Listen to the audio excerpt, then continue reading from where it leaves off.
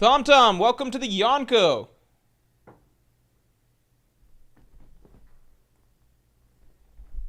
What is going on, everybody? Hello. Tom, thanks for the thanks for joining. Yeah, I made it.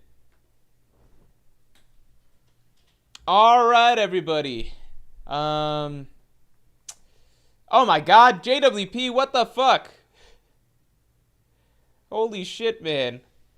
Dave, you like Loki's origin story that much? All right, everybody. You are very, very lucky if you're in chat right now, because right now the stream has just started, so there's a very small number of viewers. So you have like a solid 10%. Yeah, like I think 10% of viewers just got memberships from JWP. So I want to see a lot of people in chat saying thanks to JWP, because he just gifted a good percentage of you guys. Thank you, obviously, from my end. I really, really appreciate the support, man. Everybody else in chat, make sure you say your thanks to JWP. He's always coming through and dropping these sort of things. He is, yeah, the GOAT. Yeah, JWP is the GOAT of the Mord streams for sure. Yeah, good probability if you're in stream at the start. Tom says, and Tom again, thanks for re-upping your membership. I do appreciate it, man. The panel of Loki climbing the wall was raw. Yeah, that panel was pretty sick. That panel was... I love the panel revealing Loki's eyes was kind of crazy too. I mean, kind of crazy. Like, that was really crazy. I thought this whole page... The last 2 pages were just beautiful. Like, I felt... I'm loving this backstory so far. It's moving at a swift pace. I'm enjoying what it's done for Harold's story very quickly. And that's one of my favorite things about this chapter. It was really good for Harold's story and for Loki's story, like back to back. It made both of them very sympathetic characters. Harold didn't do anything crazy, but it's just a nice, likable character now at this point. Everybody likes seeing change, right? Loki's eyes are insane.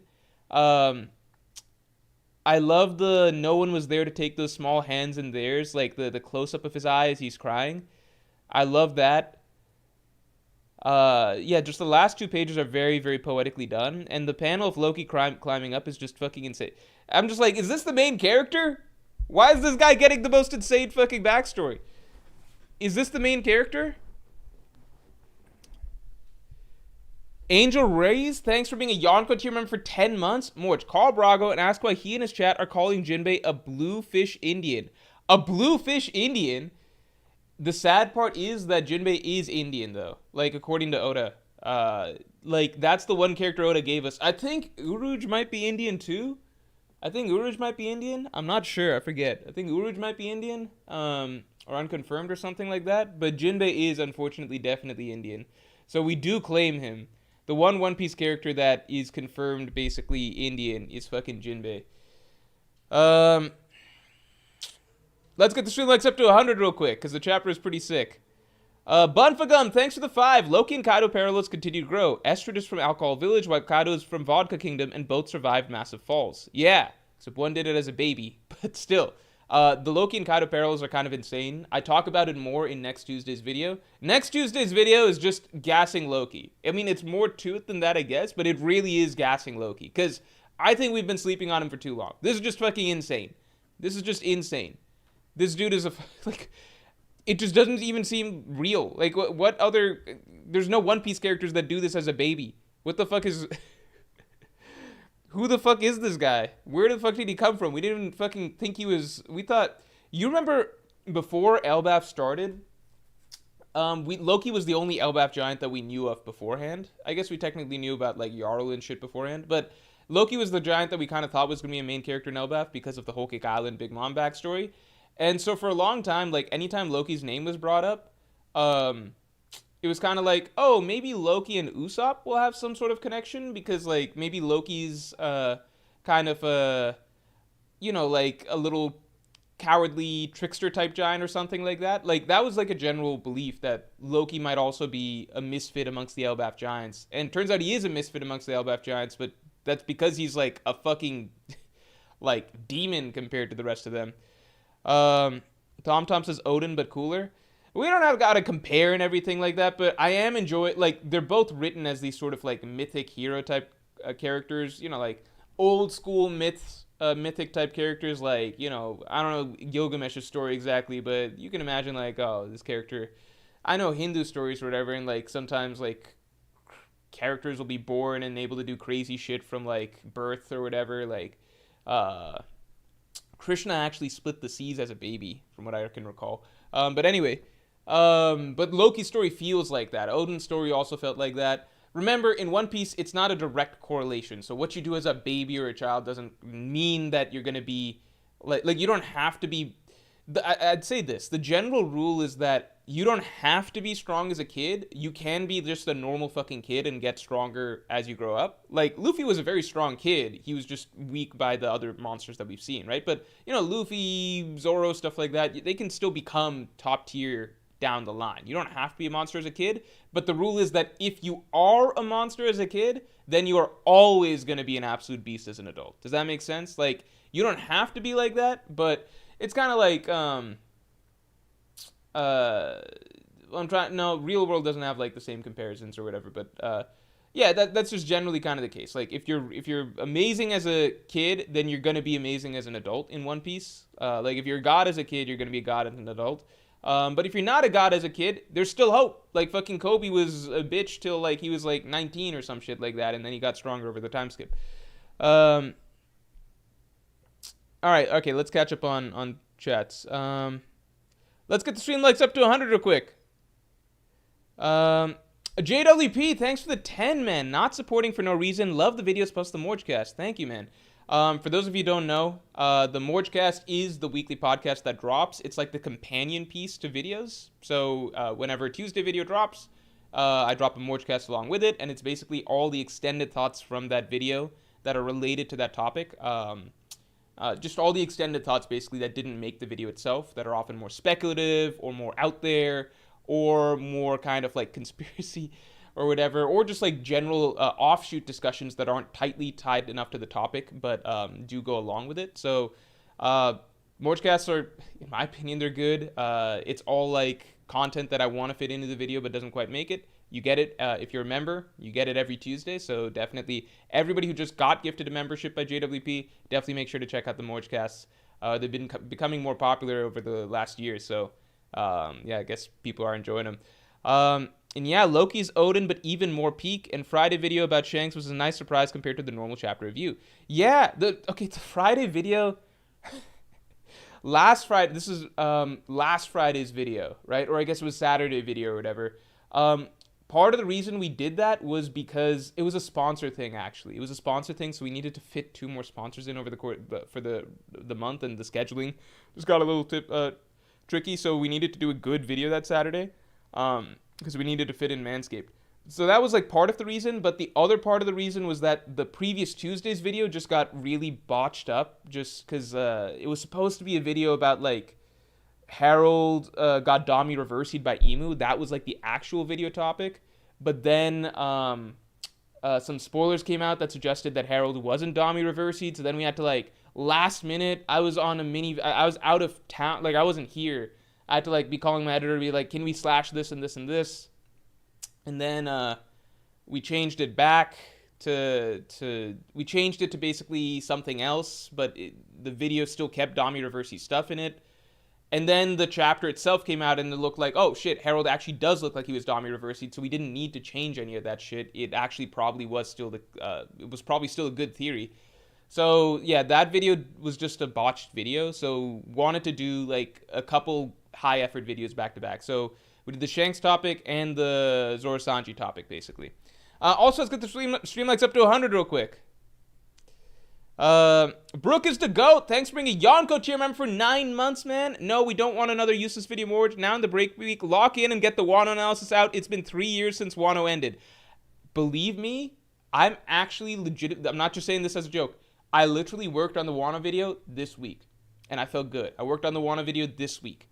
I'm at the last 10% where I need to go through the whole thing and clean it up, and that just feels very overwhelming because it's just so many documents or whatever that it's split up into. But I can do it. Just believe me, I can do it.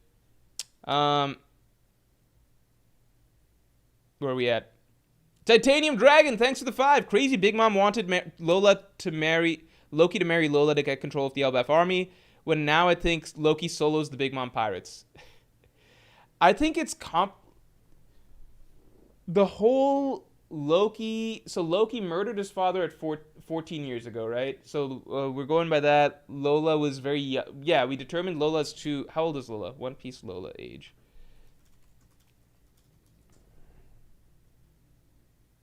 I forget. We went through this whole song and dance before, but I just want to check. 24, yeah. 24. So it's sketchy stuff right there. It was 14 years ago, right, that Loki killed his father, right? 14 years ago? Yeah. I think Loki solos all of the Big Mom Pirates, that's for sure, but, well, I don't know, but I think Loki solos the Big Mom Pirates. Because I do think at this point Loki is, like, Kaido Big Mom type level. Like, I'm more confident about that now. But it would be like, Loki would be in an alliance with Big Mom, really. You know what I'm saying? So it'd be kind of a way of like a Loki and Big Mom duo. That would be pretty busted, right? I think we need the time frame of this whole Elbaf, like Loki marriage type thing. I'm just curious. Was it once Loki went out to sea and then he, like, Big Mom just didn't even fucking know that Loki was no longer the Prince of Elbaf or something like that? I'm very curious. I feel like we're going to get most of Loki's backstory here too, so I'm very excited. So it's going to fill in a lot of holes of One Piece history. Let's get the streamlines up to 100 real quick. McDonald's, thanks for the 7. Love the content, Morge. Could there be a 3x time dilation? Gabon mixed up 10 years for 3 to 4, and Giants age exactly 3 times slower. Yeah, so I think that could be a strong possibility. But the thing is, the Giants' ages do like Dory and Broggy kind of break that rule unless it's established that Little Garden also has time dilation, right? Because Dory and Broggy were off at Little Garden for 100 years. So if there is time dilation, there's still also the fact that the Giants live 3 times as long as humans, right? So that's very confusing, right? It's very, very confusing. Unless it's something like humans' time span change it? No, that wouldn't even fucking make sense. Yeah, but you get what I'm saying? Which is that Dory and Broggy, they're kind of like a control variable, right? Like, they lived outside Felbaf for 100 years, didn't age that much. So if there's time dilation plus the Giants', like, exaggerated lifespan, then that just makes things really fucking complicated, you know? JWP, thanks for the 5. I usually end up enjoying the Morgcast even more than the video, LMFAO. Oh, thanks, man. I'm glad you enjoyed it. Or I'm glad you enjoy them in general. I enjoy doing the Morgcast because I can basically say things that are more... Like, for videos, I feel like things have to be very... Like, I'd be more careful with my words and phrasings and everything like that in terms of, like, how I'm getting across my ideas. But then Morgcast, I can just, free form, free flow, explain things, explain my thoughts. And I can double back and I can... circle around or something like that, or I feel like I have the freedom to be a little unclear for a bit as I get my thoughts together in real time. Continuing on. Oh, hold on. Where we at? Oh, Kinflow, thanks for the 5. I feel like Ida saying that Elbaf is blessed will be important, maybe even relating to things being blessed like Emu curses people with the abyss. Oh, that's an interesting point. I also really like the point that Ida said about because it ties into Loki's story, right? So Ida made a point, and this was a good quote. Look at it like this, Harold. The destruction of anything in this world is a waste, right? And Loki's whole MO is that he wants to destroy the whole world. So it's two very different... Like, we obviously know that Loki's coming from a place like life has basically been hell for him, right? Versus Ida is basically trying to show Harold the beauty of life. So I think that there's a very powerful story that could take place here. And I would love to see Loki and Ida's interactions. Tiangu96, thanks for the 2. Morge, R.R. Martin with the Wano analysis. That's funny. Urseliot, thanks for the 5. People arguing about Sanji getting Conqueror's Haki. Well, I'm arguing the East Blue 5 will get Conqueror's Haki. Nami has that joke at the start of Egghead. Usopp writes itself. I don't want to get into all that.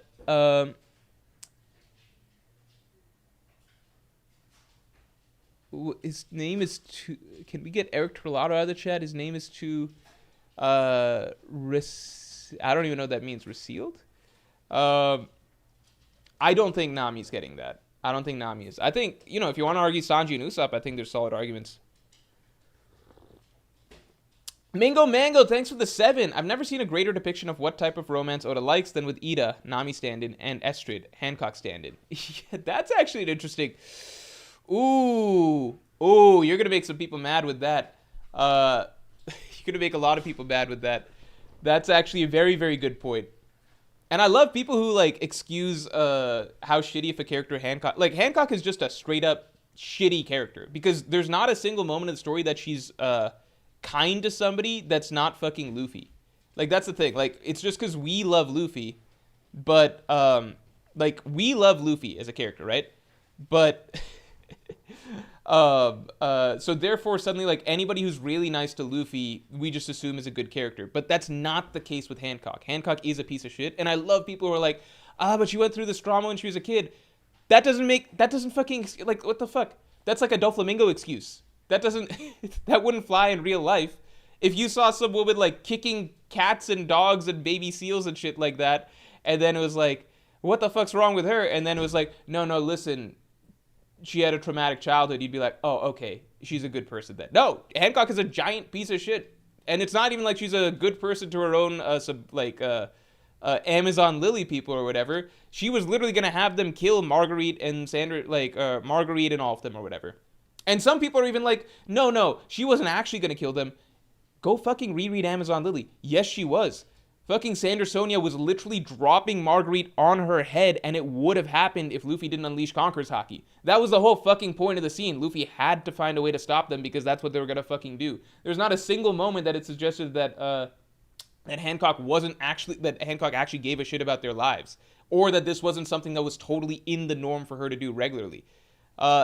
Yeah, having trauma doesn't excuse you from being a dick, says Tom. Exactly. Like, if she wasn't really nice to Luffy, nobody would like this character. If she was just the same, because she's the same personality. Like, that's the thing. Hancock doesn't go through any development or anything. She's the same character that she was when she first, was introduced in the story in Amazon Lily, which was a giant asshole, basically. One of the biggest assholes in One Piece. She's the same exact character. The only thing is that she's nice to the character that we like. That's the exception to her behavior. That doesn't make her a fucking good character. She is a piece of shit. A giant piece of shit. Anyway, continuing on. JWP says, yeah, but she's really hot and has massive boobs, bruh. Yeah, if Hancock looked like Lola and acted like that, people would shit on that character. Anyway, continuing on. That is a really good point about, like, Estrid essentially being a Hancock coded personality and Ida being closer to a Nami coded personality, especially in the ways that Ida interacts with Harold being very similar to Nami interacting with Luffy. Kevin Peter Caritas, thanks for the 10. Your content is awesome. Oh, thanks a lot. Is there any chance the One Piece travel posters could get released as postcards? I would end up buying so many. That is a very interesting idea. I'm going to ask the artist about that. I think that's very doable. That's a really good idea. I never fucking thought about that. That is an awesome idea, because that is actually travel posters as postcards makes a lot of sense. And because you brought up travel posters,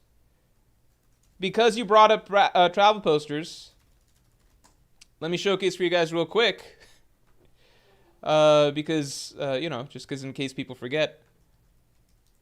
Let's pull up the link. I'll pull up the travel posters in a second.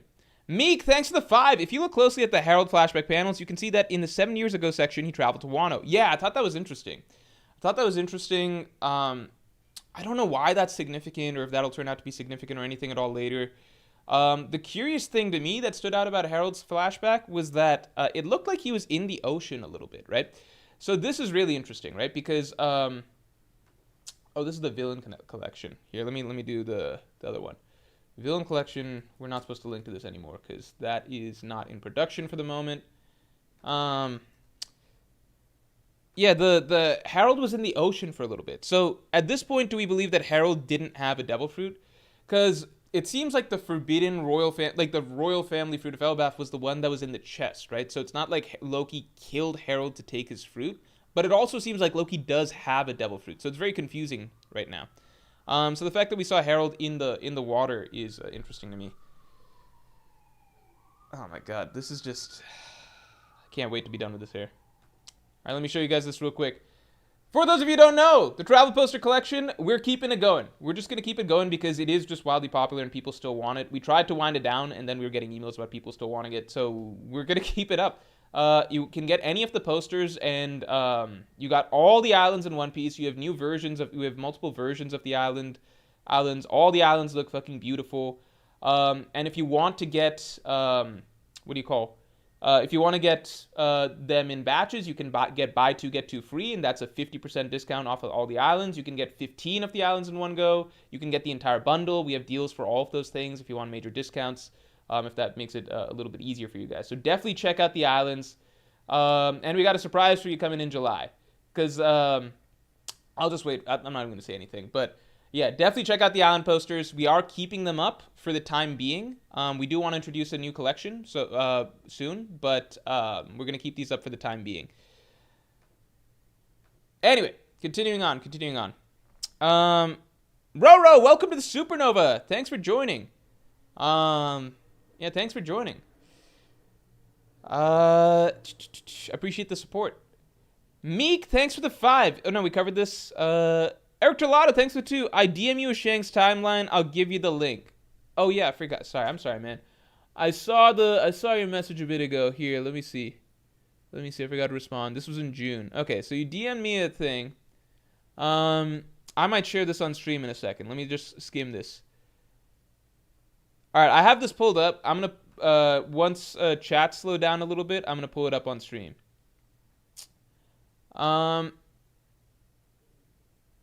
Let's get the stream likes up to 150 real quick. Starbright, thanks for the 20. Thanks a lot, man. Your last video was good besides the Sanji part. I think the idea of him not having that otherworldly drive is flawed because during his backstory, he's prepared to die for his dream. He has that drive but was forced to put it down.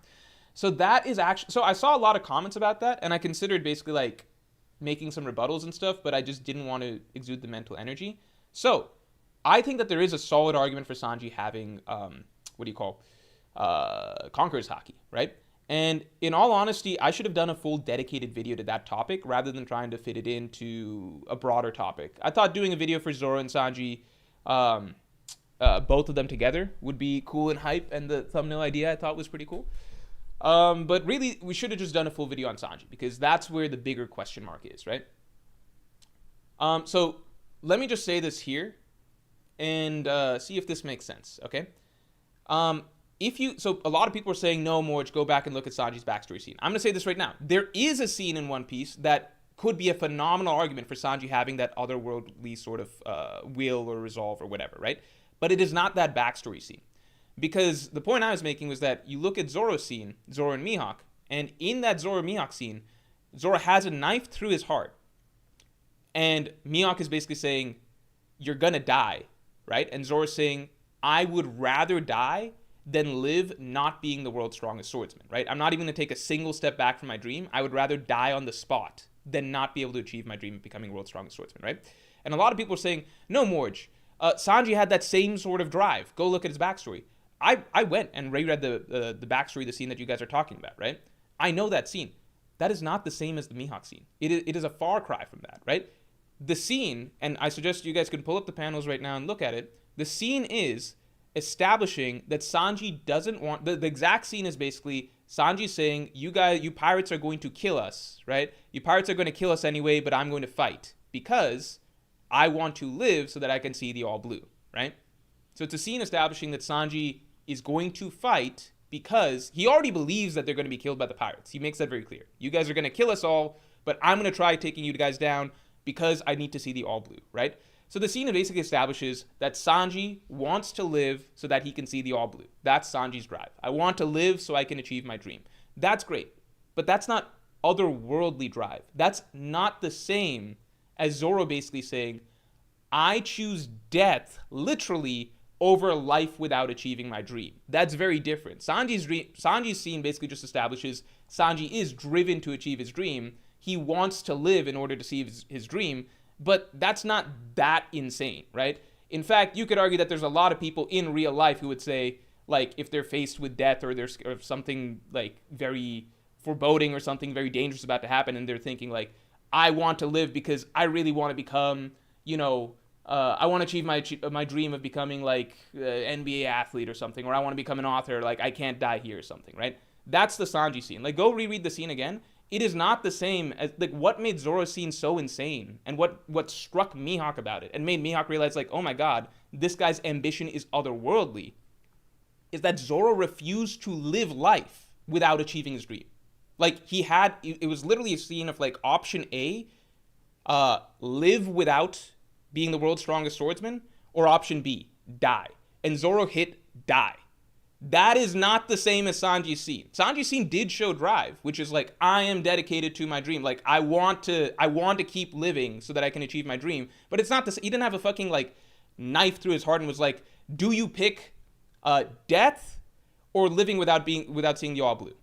Right? That's totally different. Totally different. And I think that's reducing the power of Zoro's scene quite a bit, because we've actually never seen, Zoro's scene is actually the only instance in the story that we've seen that sort of dedication to a dream, where it's literally like you get option 2 doors. You get door number 1, you get to live but you don't get your dream, or you got to die. And Zoro picked die. I'm walking through door number 2. I refuse to go through a door where I live but I don't have my dream.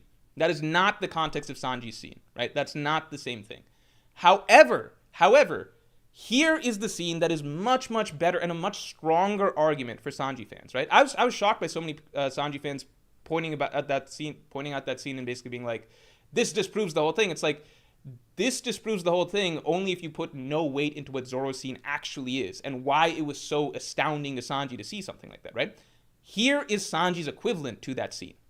Sanji's equivalent to that scene, and this is the far better argument for Sanji having conquerors Haki, is Sanji's scene with Queen, where Sanji was posed with the possibility of living without his code, his personality, his emotions, right?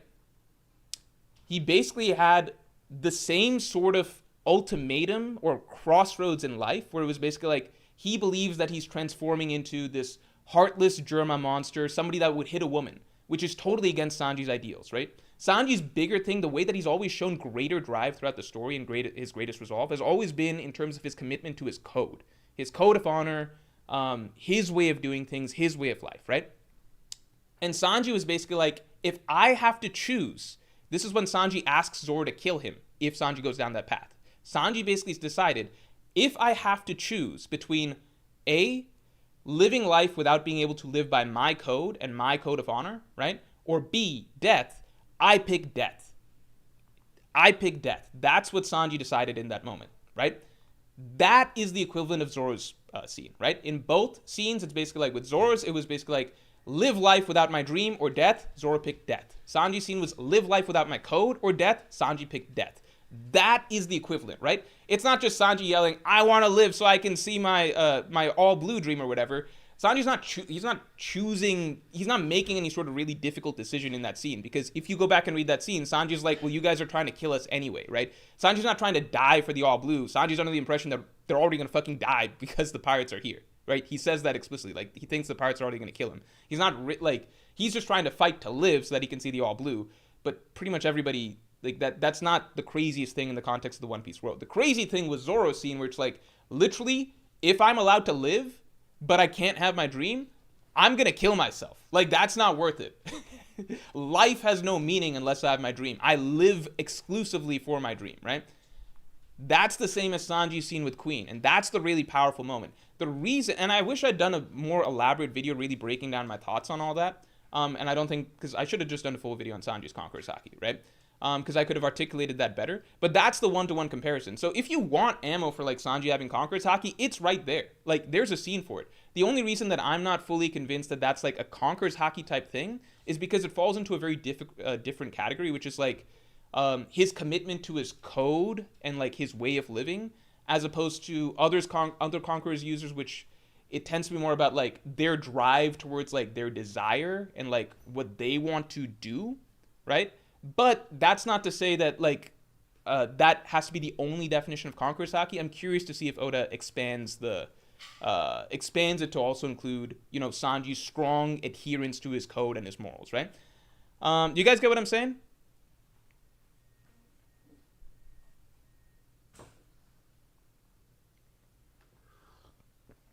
I just thought it was funny that a lot of Sanji fans were like, Morg, you misunderstood Sanji's story and Baratie and stuff, or you misunderstood this, that. No, if you legitimately think that Sanji's backstory scene is the same as Zoro's Mihawk scene, then you misunderstood Zoro's storytelling in Baratie. You misunderstood the weight of that and the fact that we've never seen something like that ever written into One Piece again. There's never been a character showcase their dedication to their specific dream and goal in that manner. Like the manner that Zoro did with Mihawk. That's why it's Oda put so much effort into that scene and made it such an iconic scene, right? Like that's why it was such a big deal, right? That's why it's like the single like go-to example of dedication to ambition, dream, goal, whatever you have in One Piece, right? Like Zoro raising his sword in his hand and everything like that. Zoro refusing to step back with a knife through his heart. Zoro like taking the slash and everything like that. That is otherworldly dedication to a dream, right? That's on a different level. That's not the same as Sanji just being like, you guys are going to kill us anyway, but I don't want to die because I want to see the all blue. That's a far cry, right?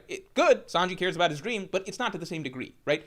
Mihawk saw that shit that Zoro did, and Mihawk was like, this dude's going to be the world's strongest swordsman someday, right? Totally different caliber of scene, totally different caliber of presentation, how much emphasis Oda put on it, the framing, the callbacks to that moment, all of that, right? Very, very different. But Sanji does have his own equivalent. It's just his own way, right? It's a different path, right? He has his own equivalent, and that is the Queen scene. I've said before that I think the Queen scene is Sanji's best scene in the story for that very reason. It's Sanji's equivalent of Zoro's scene of choosing death over giving up on his dream. Sanji chose death over giving up on his code. So I'm very, very open. I'm still open to the idea of Sanji getting Conqueror's Haki. My apprehension is not because I hate Sanji or anything. It's just because the code thing and sticking to your code of honor and like who you are and everything, that's not the same as how other Conqueror's Haki users have been written, but maybe Oda's expanding what that can mean, right? So we don't know yet. We can wait and see. That's it. I promise it's not some anti-Sanji agenda. What I would apologize for is that I should have just made the whole video about Sanji specifically, and not tried to sandwich it, because then I could cover more bases in terms of like a more holistic idea. Does that make sense? All right, everybody. Continuing on. Holy shit. Okay. JWP, thanks for the 10. One-day-old Loki has better feasts than most Yonko commanders, bruh. What is Oda actually cooking? Also, I've seen a lot of Twitter talk about Loki's eye slits and Madame Charlie's eye slits. You might have been right about Future Sight. I got annoyed because I did see some posts about like Loki's eye slits and like Madame Charlie, and I was like, but I talked about this like 2 weeks ago or whatever, but I mean, I shouldn't get mad about that. That's fair, but yeah, like it definitely could be, that definitely could be the case. I'm very, very interested. I do think I might have been onto something with that one. Behenort. And as for Loki's strength, at the end of the day, like, just because a character starts out at a certain spot, we know that doesn't mean that that's like a straight line trajectory for the rest of the story. Like, okay, Big Mom started as like the world's strongest 5-year-old. That means that as an adult, she's like just the strongest character in the world. Like, characters can catch up and things even out over time. Haki is a big part about that. Big part of that. I do think that part of it could be because at an early age, right, your physical stats matter the most. So some characters are just born with insane physical stats, like a Big Mom, presumably like a Kaido. I assume Odin was born with some crazy physical stats at birth, right? And then Loki's a fucking ancient... Like, Loki's obviously freakishly strong even for an ancient giant, but Loki is the strongest race in One Piece, right? So, physical stats-wise, he's going to have an even bigger leg up than everybody else, right? As you progress, that's when, like, Haki and things like that really come into play, and that's when the playing field kind of evens out, because, you know, Kaido can probably bench press like 100 times more than what Luffy can, but ultimately, once Luffy got that Haki upgrade, he could still clash with Kaido and split the sky with Kaido, right? Behanor, thanks a lot. Have you seen Emu Plushie's photos? No, they're funny as fuck. No, I haven't seen that. I don't know what you're talking about. Let's get the stream likes up to 150 real quick. Sweeney, thanks for the 6. Probably my first super chat here. Thanks for the content. What do we think? Is Loki's mom the #1 worst parent in the story? Listen. Okay, this might sound really, really, what do you call? This might sound really, really bad. But I think a lot of people are giving themselves too much credit This is going to sound really bad. Too much credit. Okay, because if... I don't know, can I even say this? All right, if your baby is born and it literally has the eyes of Satan looking back at you... Casey, no. Casey, come here. It has the eyes of Satan. I'm just saying.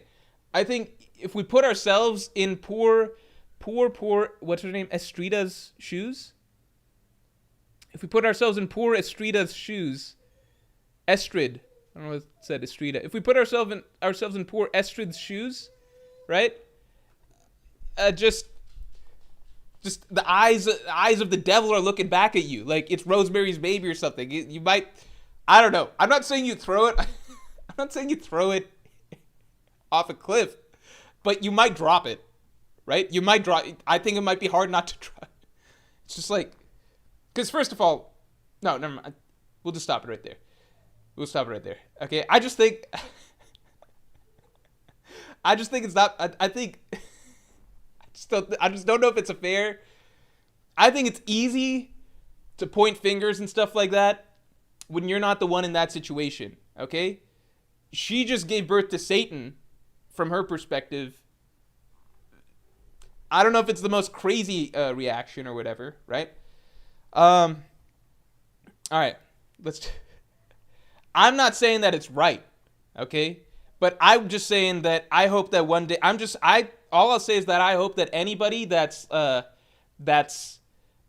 judging and shaming poor Estrid, I hope that you all one day give birth to a little baby with devil horns and the eyes of Satan staring back at you, and then we'll see how you react. That's all I'm saying. I hope that on you, you know? I think a little empathy would go a long way here. All right? I think a little empathy for poor Estrid. Where did the empathy go? Okay,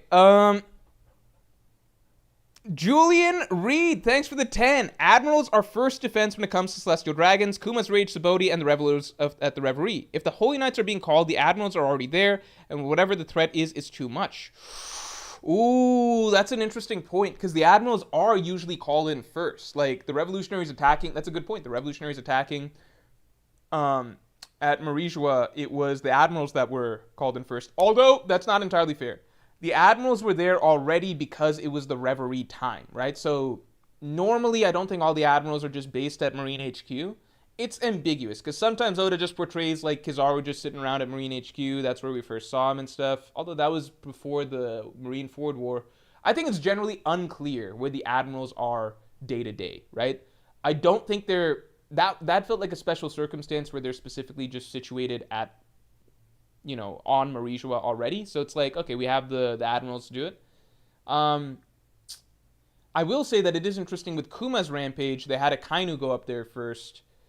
That feels like almost beneath what the Fleet Admiral should have to do. It's like, make a fucking God's Knight do it. But I guess that's kind of the pecking order, like, in terms of, not in strength, but in terms of just, like, the food chain of command, which is like they will make an admiral. They're gonna make a normal human do stuff first before a celestial dragon raises their hand, right?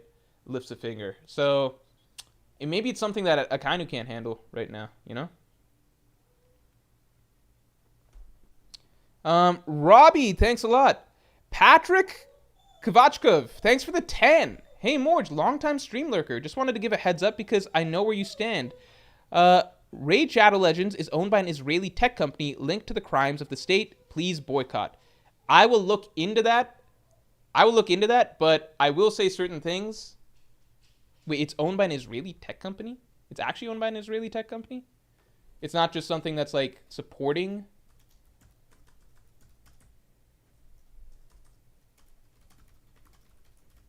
Supporting is obviously not good either, but I know that... Wait, it's developed by an Israeli tech company.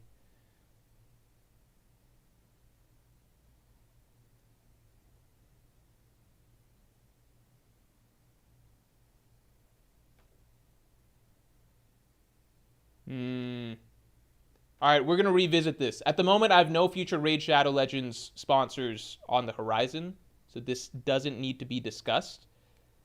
But that's something that it would go against what I personally believe in. Daily Factory. Plarium is an Israeli company.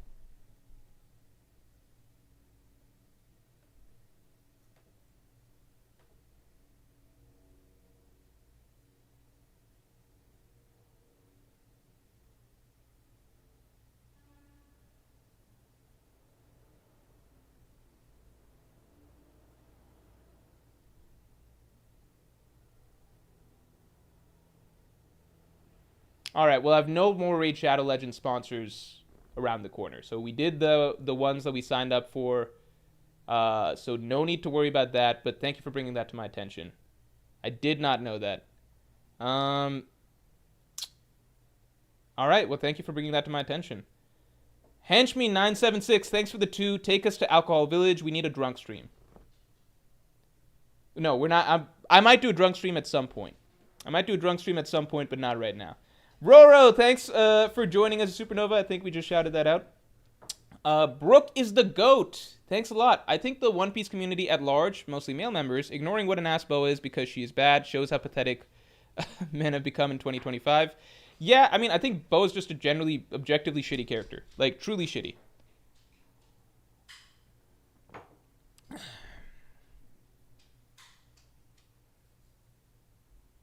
Jumbo Dumbo, thanks for the 10. Doflamingo and Loki have the same eyes. The real reason they left Marija was because he was seen as cursed by the other families. They both ended up descending to the lower world.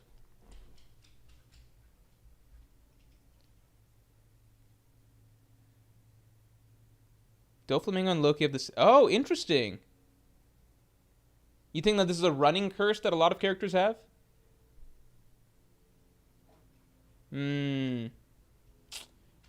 A running curse that characters have in general in One Piece. That would be interesting. I feel like, because it's curious that we never saw Doflamingo under the glasses, but I always felt that that was more of like a design choice sort of thing. Like, it kind of ruins the mystique of Doflamingo. I never thought that it was because Doflamingo has some special eyes, but maybe it's something. Malkazar, thanks for the 6. Which early One Piece character do you think would have Conqueror's Haki if they were introduced in the New World? I think, for example, Wiper would be a good candidate. Yeah, Wiper, I've said this many, many times before. You guys know I'm a Wiper glazer or whatever. Wiper... straight up, like, he'd have the like, whatever the highest Conqueror's Haki you can have, he'd have that. Like, he'd be up there with Luffy at the end of the story, Conqueror's Haki wise. Luffy, Shanks, whatever. That's why he had to be written as a Skypiea character, because Skypiea does not cross over with the normal world, right? Skypiea citizens just stay up in Skypiea, totally different ocean, goes to a different school, you know what I'm saying? Different place, right? I think it's... I used to say Jin would be a Conqueror's Haki user, possibly. If... or at least maybe. I don't know about Jin, actually. I don't know if early One Piece characters would really... Like, I think Wiper's the only example of, like, an island-based character that, if they were introduced in the New World, would be a Conqueror's Haki user. I think Wiper's the only example, and, like, the simple reason I can say that confidently is because Wiper's the only... One Piece character that Oda wrote in a way that, like, would never have to cross back over with the main events of the story, right? So they're just separate from it, and therefore Oda had license to make Wiper as strong, badass, like, comparable to Luffy as he wanted. Whereas you can't do that with other characters in the story, otherwise you're basically signing them up to basically be long-term rivals of Luffy, right?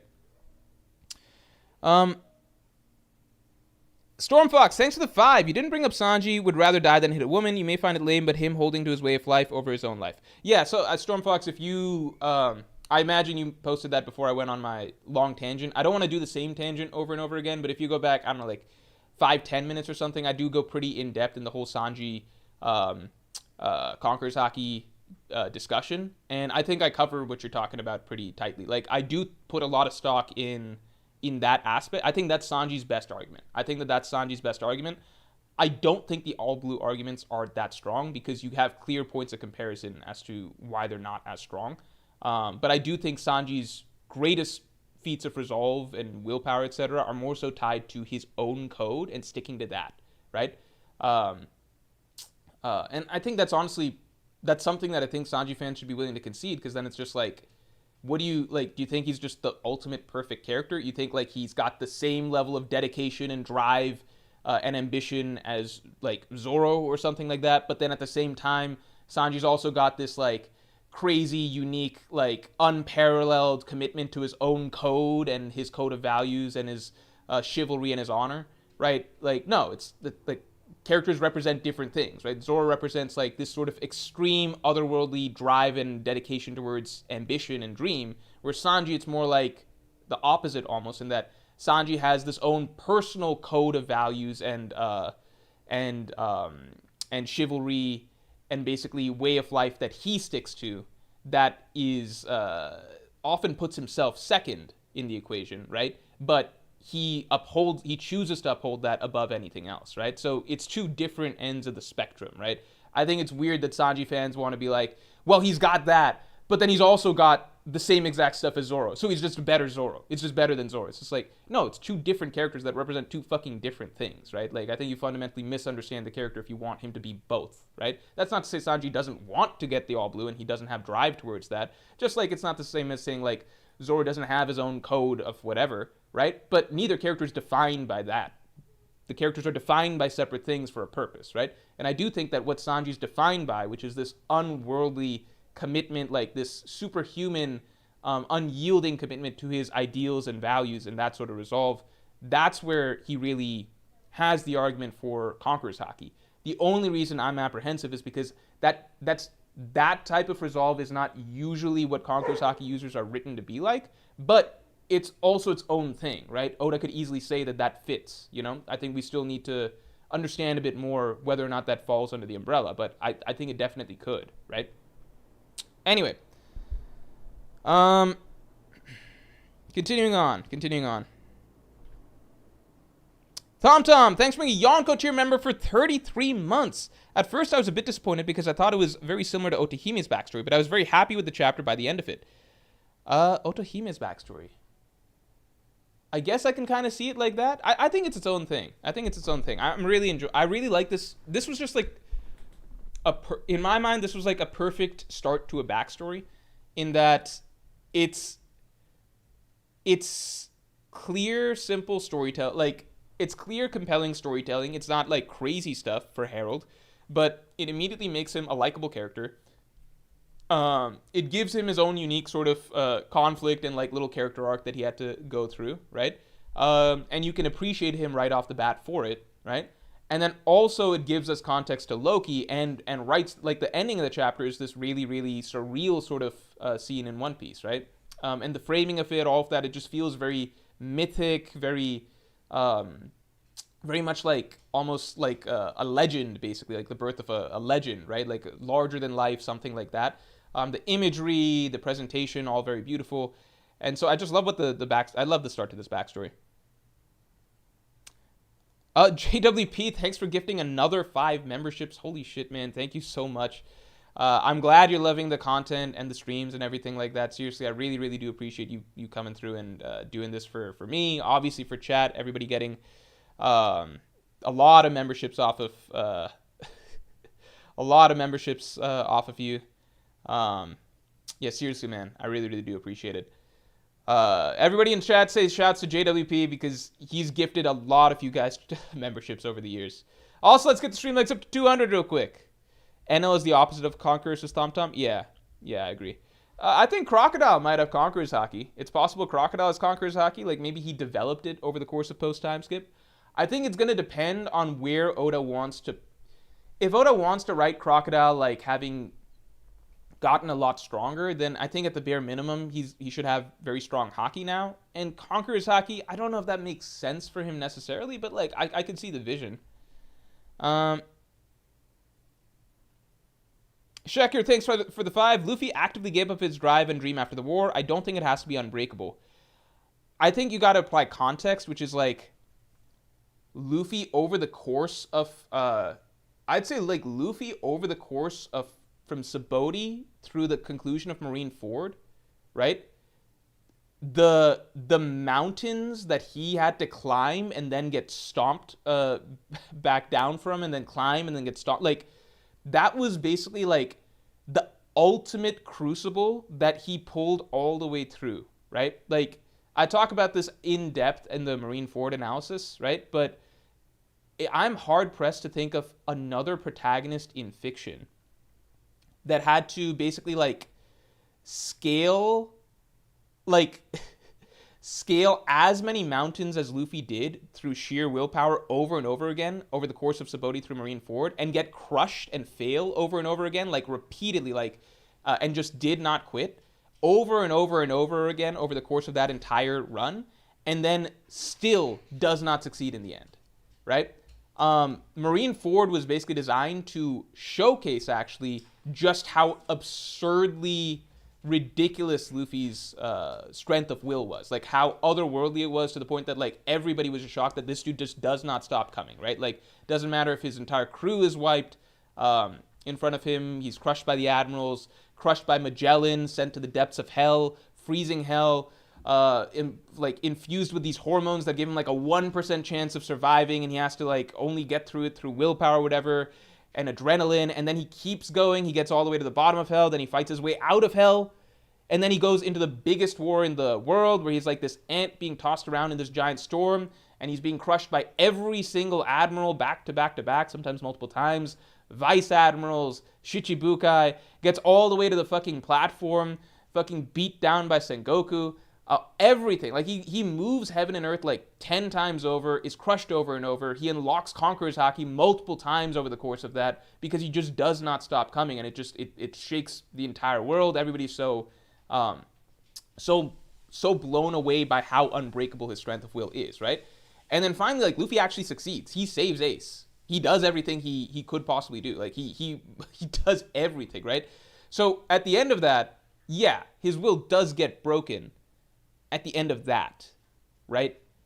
Like, so if you want to be extremely literal and say like, oh, everybody with Conqueror's Haki, their will is like literally never breakable, then it's just like, no, you could imagine some Conqueror's Haki users like having their limits as to what's gonna break them, right? Otherwise they're just like perfect characters. That's not the case. But if anything, the entire Sabaody through Marineford saga shows exactly why, like, what it means to have a conqueror spirit, and just like the level of otherworldly drive to just keep going and be faced with like the impossible over and over again, and faced with like certain death, certain like unwinnable fights over and over again, and just continuing to butt your head against the wall no matter how many times you get like beaten down, bloody and bruised and all of that, right?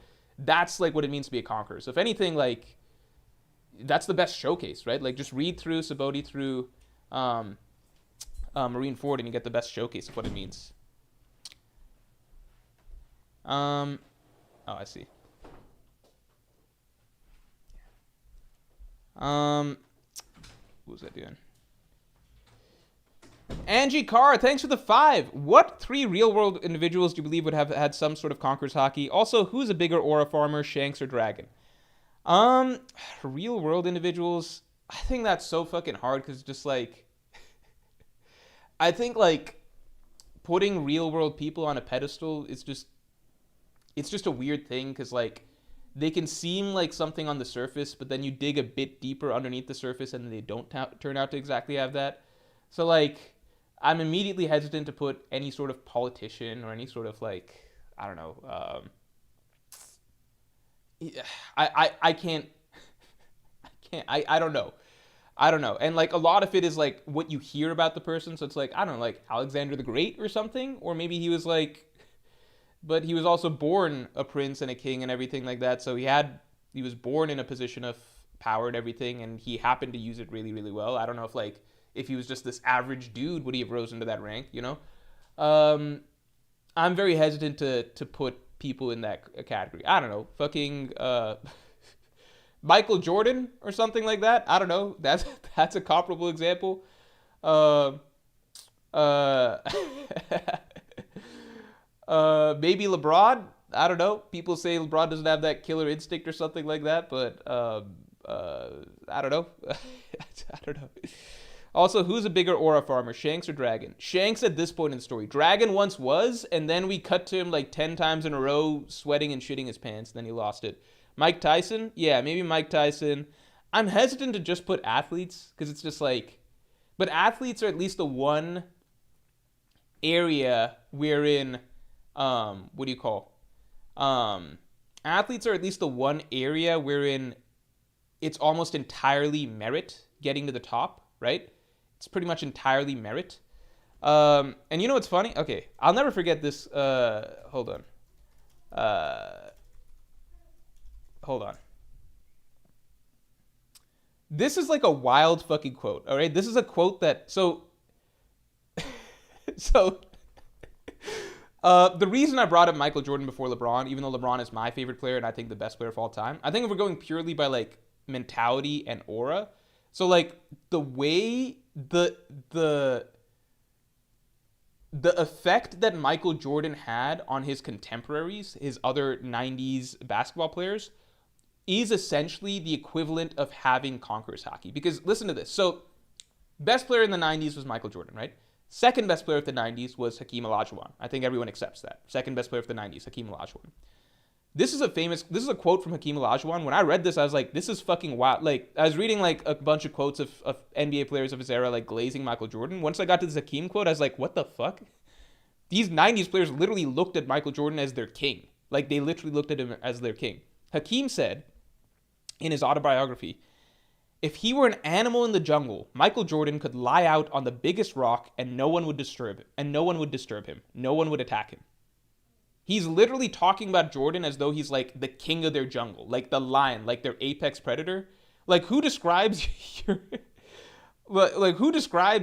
your competition like this? If you were an animal in the jungle, Michael Jordan could lie out on the biggest rock and no one would disturb him, no one would attack him.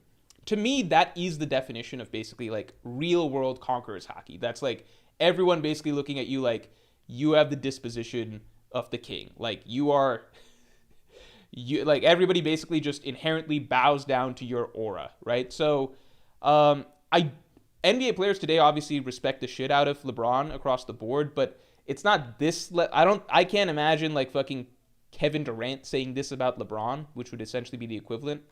I still think LeBron is the best basketball player that's ever lived, because the sport has evolved and everything like that. But if we're talking purely like aura or whatever, it seems like that's kind of like, and this was just one on a long list of fucking Michael Jordan quotes. The reason this one stuck out to me is because it's from Hakeem, but pretty much all the 90s players basically talk about Jordan like he was their king, right? So, and he had that aura or whatever. So, yeah, real life Conqueror's Haki, I would say Michael Jordan. Yeah, that's a quick example. I don't know enough about Messi and Ronaldo or whatever to say that. To me, everything I've seen of Messi seems like a kind of quiet little shy dude. You know, I don't know if, but maybe I don't want to. I know he's the best football player ever. You know what's funny though? How people in other countries get all fucking. Hold on.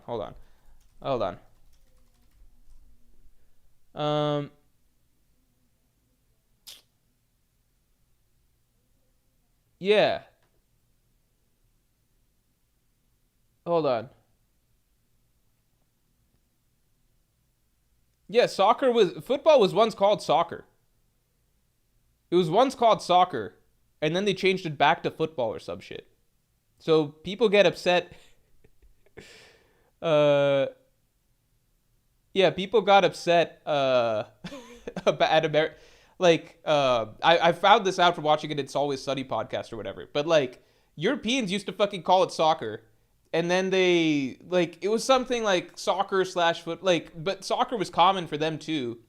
And then at some point, once Americans start calling it soccer, then Europeans and everything were like, you know what, it's fucking football now. And it was just like, so when they get upset that we call it soccer, it's like, you fuckers called it soccer too.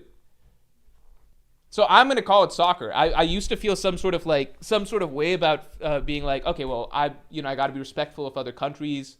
Got to call it football and everything like that because that's what they call it. No. Everybody else in the rest of the world is just, they're trying to make a big deal out of it. They're trying to be like, how dare you call it soccer? It's fucking football. You fucking called it soccer. You guys are fucking faking just to make a fucking hissy fit out of nothing. It's fucking soccer. It was soccer at one point. We can call it soccer today. All right? So it's soccer. All right? It's soccer. Anyway. Continuing on, I don't know that much about soccer, but from what I've seen of Messi, he just seems like a shy little dude. Like I don't know if he's got maybe he's got Conqueror's Haki spirit from what you guys have seen him in or whatever, but I don't know. He doesn't seem to exude that to me. My understanding is that he's just like godly talented or whatever, but you know. Abrar Ahmed says no, we did not. I'm just using what Google's telling me. It was called soccer at some point. It was called soccer. Let's see. Was football called soccer? Was football originally called football? Was called soccer. It was called soccer in England. It was called soccer in Europe and stuff like that for a long ass time. So you guys could suck it. You guys could stick your heads in the sand and be like, no, we always called it football. No, there's a long period of time you guys called it soccer too, and you guys got pissy because we started calling it soccer, and so you guys were like, no, yeah, it's football. It's soccer. Anyway, continue God.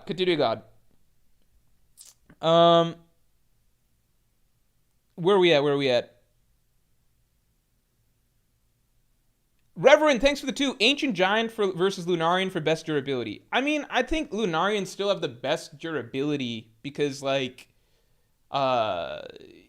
Ancient Giants can still get hurt. Like, they're able to cut or, like, you can still do shit to Ancient Giants. Lunarians, it seems like you literally can't. It seems like durability is their thing. It seems like you literally can't unless you, have like Conqueror's Haki or whatever, right? Like they were fucking up Ors and Ors Jr. and shit like that, you know, like you can fuck up Ancient Giant, like they can get injured. Lunarians, it really seems like you need some special ass shit to do it. Reverend, thanks for the 5. Seeing that Wano is simply the final saga in a nutshell, does Imu kill Luffy and this time instead of Gear 5th, it's lost surgery that brings Luffy back? I don't want Luffy to be immortal at the end of the story. Yeah.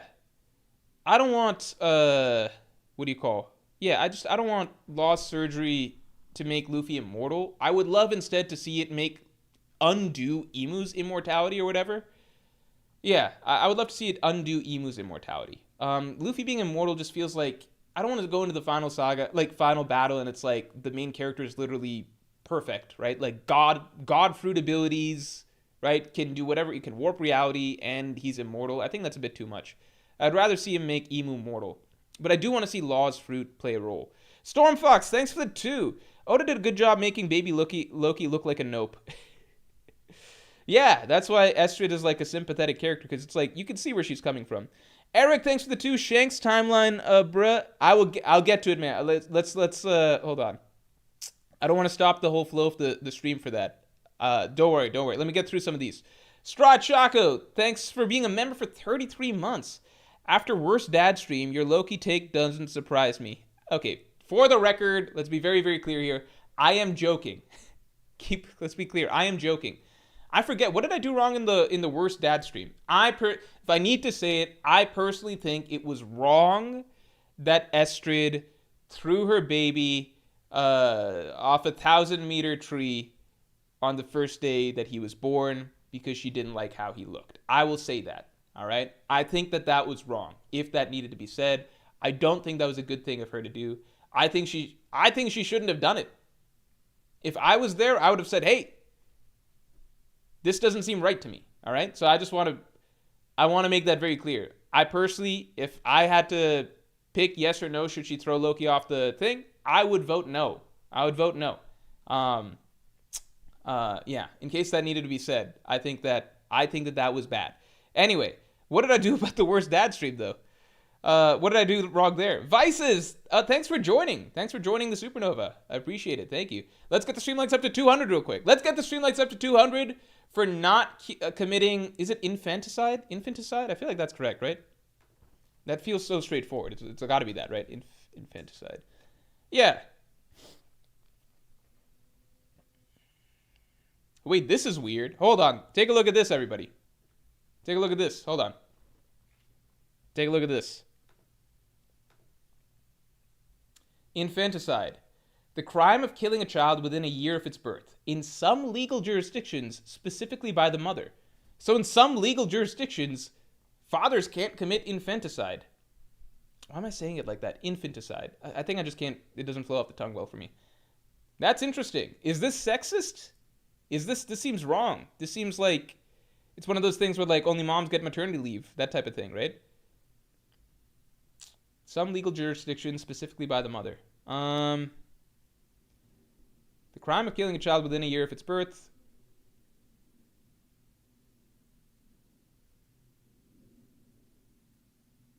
Why is it only by the mother? Dads can't kill their kids?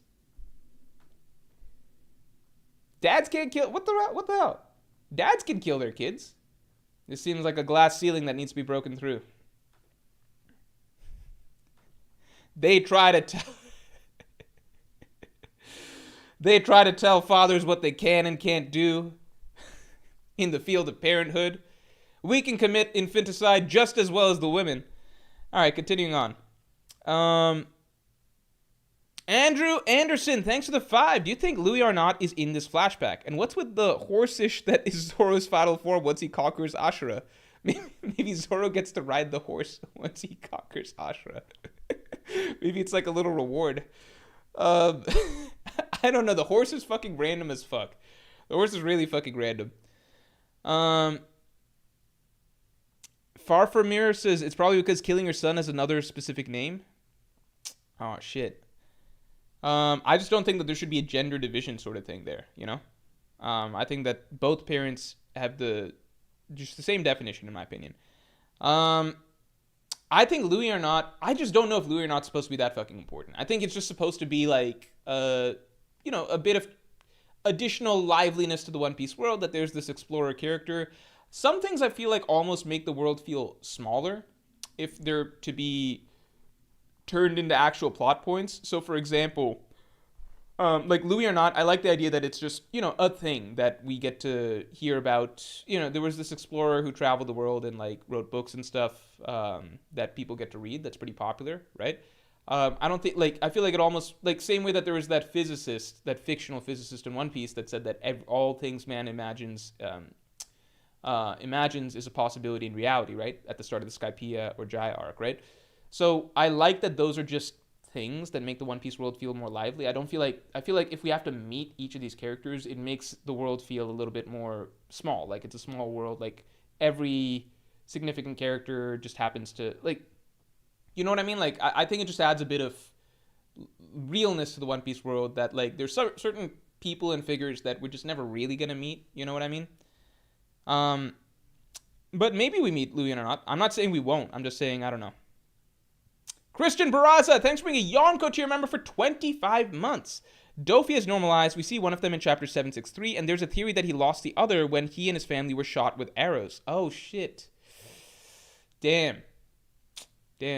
Okay. Okay, so nothing crazy with the eyes there. And thank you for filling me in on that.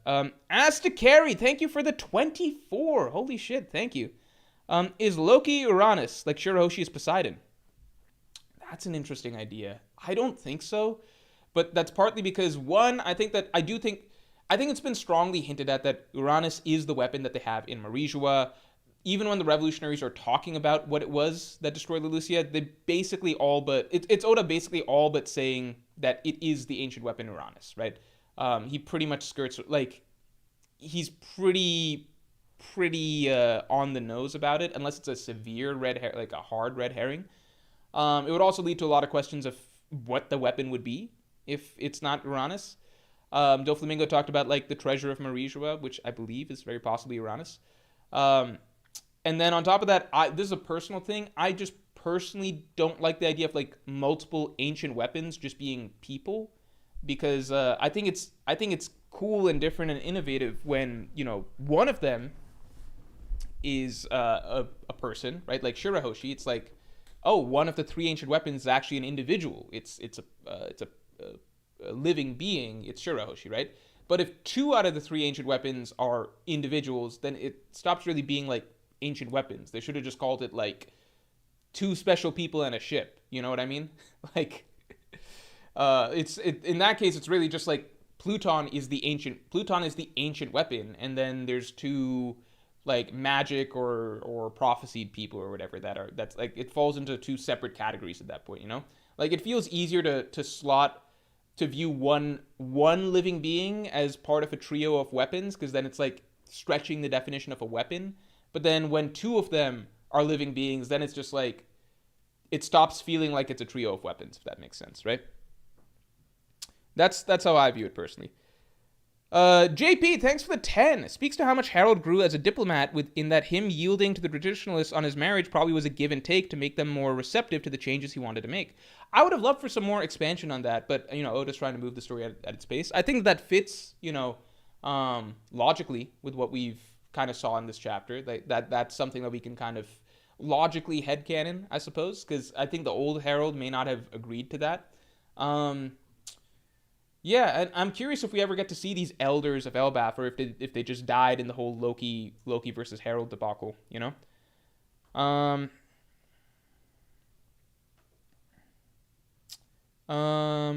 me make a quick note.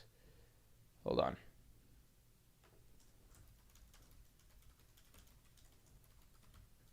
Yeah, okay.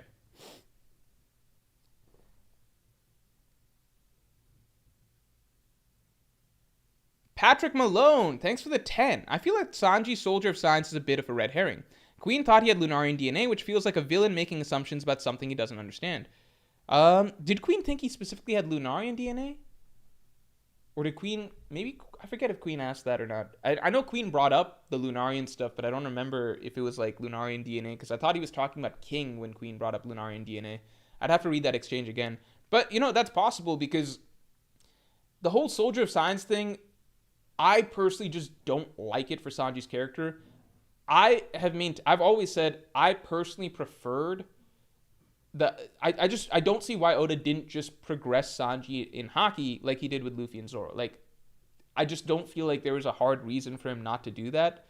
Again, that's one of the reasons I'm skeptical of Sanji having Conqueror's Haki, because it's just like Oda went 600 chapters while still just making Sanji not get better at Haki at all. Why do that? And like coming up with this whole random ass Warrior of Science thing that played out over like all of Whole Cake and Wano, right? Why do that if you're just gonna, like, why not just improve him in Haki, especially if you're getting him towards the point where he gets, advanced Conqueror's Haki? Because like going from like 0 even black coating, right? Sanji has armament, but the black coating is, that's something we haven't really seen. 0 black coating to like advanced Conqueror's Haki, like that's basically like the most basic level of Haki to like the highest level of Haki all of a sudden. That's why I'm really like uncertain about it, because it just doesn't feel like that direction. It feels like Oda's had so many opportunities to start writing Sanji in that direction if he wanted to, but he chose to go this whole other roundabout route. But ultimately, I think it would be cool if Sanji does, like, the whole Soldier of Science thing, I don't like it because it's not the same as the Sanji I once knew and how I viewed Sanji's progression in the past. But I've become accustomed to that being the thing. And if I'm just going with, like, what seems slightly more likely to me, it seems like as an author, there's not that much reason to write this whole elaborate setup of like all of this stuff was out of the blue. Like, Sanji is the son of Germa, the army of evil, who we'd never fucking heard of before. That takes place in newspapers that we never fucking read about before. And it's all about lab experiments and science, and like Sanji's getting all this stuff, and like his brothers are the fucking Power Rangers and everything. And they have exoskeletons and raid suits, and then we continuing this whole story. Like, that's not going away. We're continuing this whole storyline into Wano, where it's like, okay, now Sanji's going to use the raid suit, even though he didn't want to use it before, but now he's cool with it. And now he's like, oh, the power of science. And then, like, we get to the final battle, and the whole final battle is about Sanji turning into, this exoskeleton using whatever, and, like, using Ifrit Jinbei by combining his own skills with his new science power-ups and everything. And the whole time, it's just like, this is a lot of, like, a very roundabout sort of character arc if you're just going to have Sanji get Conqueror's Haki instead. Because, like, you could just have Sanji not, like, you don't have to have Sanji develop all of these science abilities. If instead it's just, like, Sanji rejecting Germa's and Judge's ideals and everything, and instead getting stronger through his own abilities, which is just Haki. You know what I'm saying?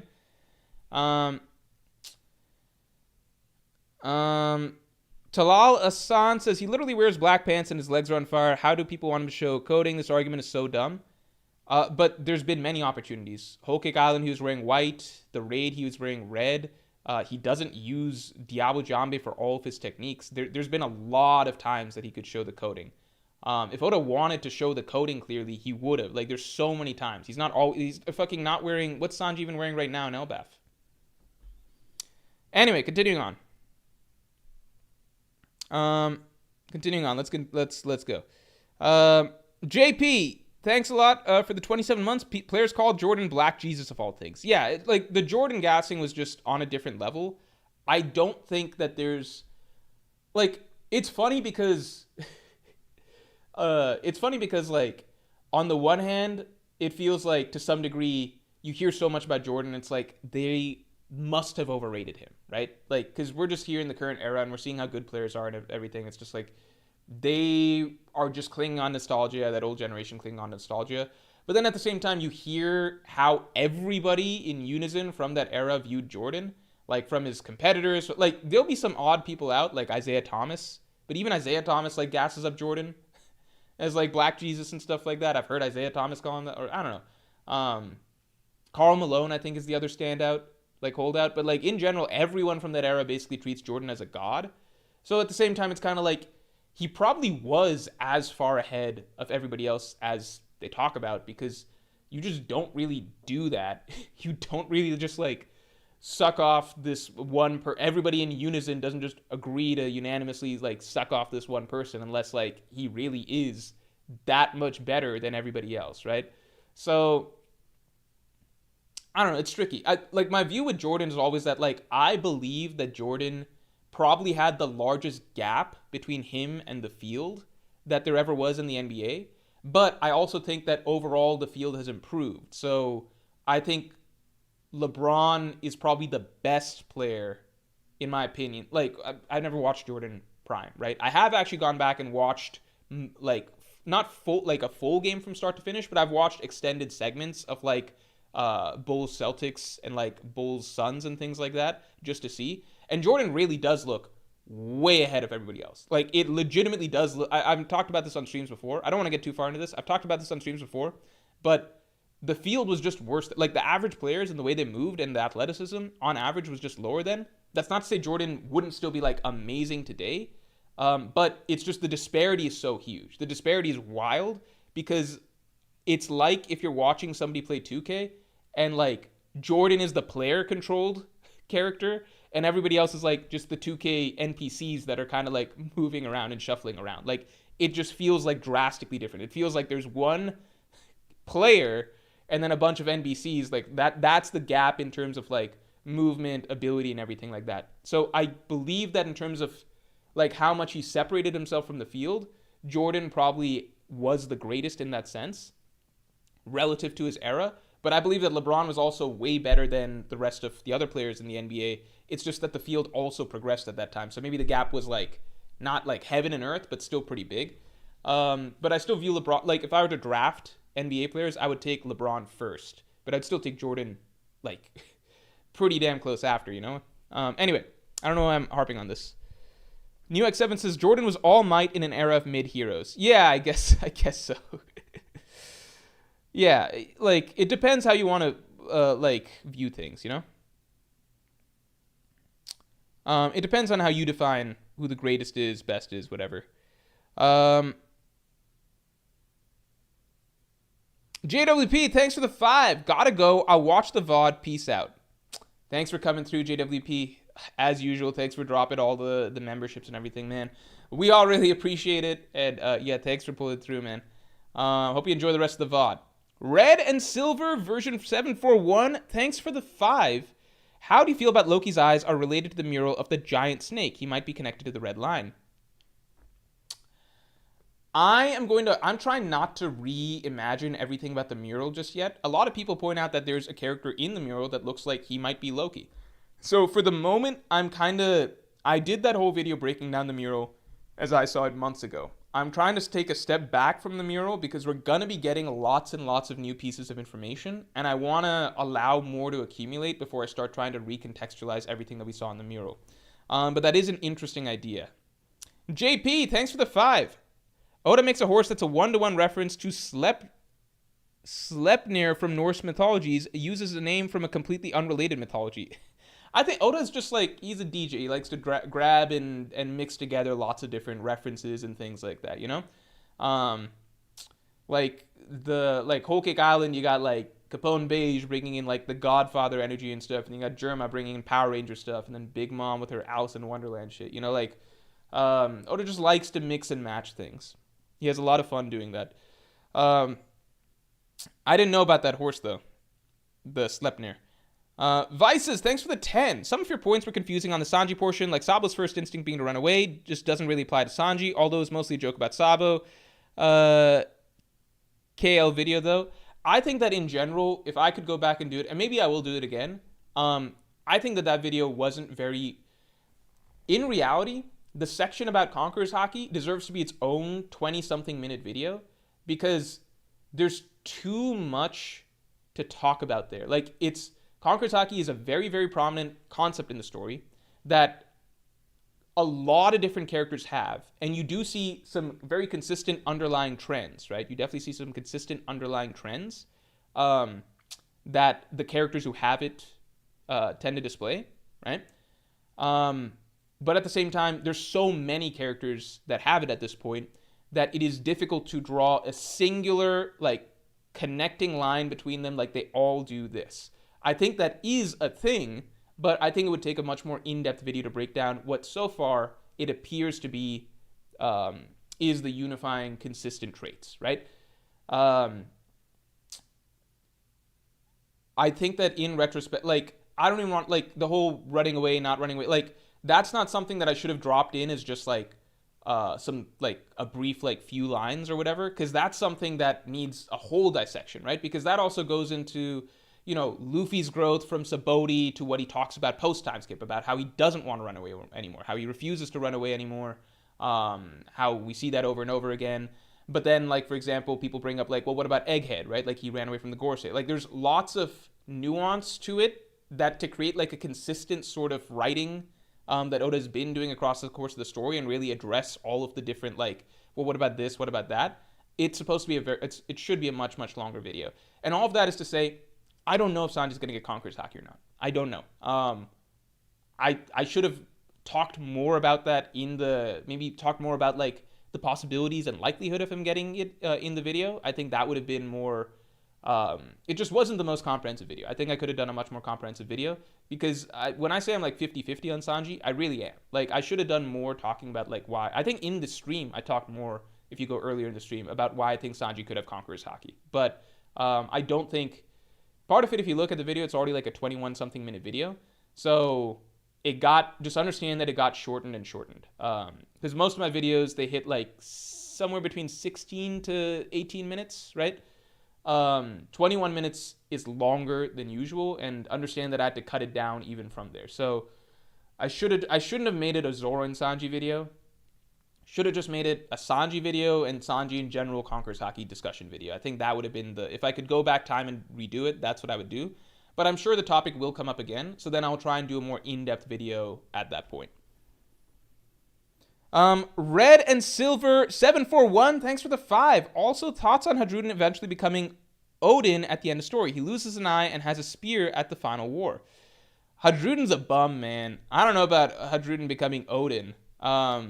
Keep in mind, like, this is no exaggeration. Like, infant Loki would defeat Hadruden, right? Because Hadruden was scared when his ship was coming down from he needed Luffy to save them, right? When his ship was coming down from the Sun Realm to the Underworld, he literally needed Luffy to save them. And baby Loki just tanked it on day one, right? So I don't ever want to hear, like, I remember people were trying to gas up Hadruden versus Makvis once we found out that Hadruden was Loki's brother. Being Loki's brother doesn't mean jack shit, okay? Like, there is a severe gap between these two characters, right? There was no point in Loki's life, literally no point in Loki's life, that Hadruden was stronger than him. Like, adult Hadruden was never stronger than Loki for a minute of Loki's existence. Like, adult Hadruden versus infant Loki, I'm taking Loki.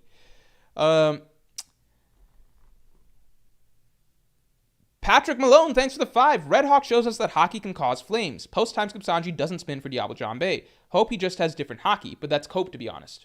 Maybe it's possible. Like, I know people have talked about, like, what do you call? People have talked about, like, elemental versions of Haki and everything. I don't know if that's a thing, but it's possible that Oda makes it a thing.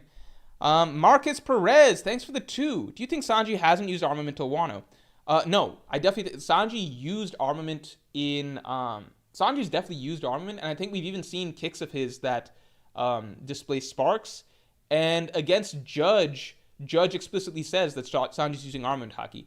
When people say Sanji hasn't shown black coding, what do you call? I'm talking about literally black coding, which is it's established in One Piece that you can use armament without the black coding.